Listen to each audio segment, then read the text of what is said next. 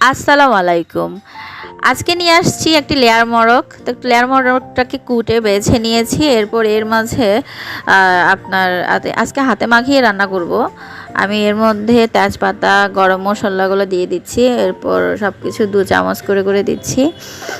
রসুন 2 চামচ, আদা 2 চামচ, চা চামচ, স্বাদ মতো লবণ, মরিচের গুঁড়ো 2 চা চামচ, হলুদের গুঁড়ো 2 চা চামচ। এরপর আমি একটা মাংসের মশলা ব্যবহার করব। মাংসের মশলাটা ব্যবহার করলে চিকেনটা অনেক মজা হয়। তো এলাচ, দারচিনি, লং দিয়ে ভালো করে জিনিসটা মাখিয়ে নিব। খুব ভালো করে চিকেনটাকে মাখিয়ে নিতে হবে। মাখানোর উপরেই আসলে আজকের এই মুরগি রান্নাটা হবে। যত মাখাইতে পারবো ততই অনেক মজা হবে। তো মাখিয়ে বেশ কিছুক্ষণ রেখেও দিব। এরপর আমি প্রেশার কুকারে রান্না করতে হবে। এই মুরগিটা হতে অনেক সময় লাগে, তাই আজকে আমাকে এটা প্রেশার কুকারেই দিতে হবে। তো আমি কিছুটা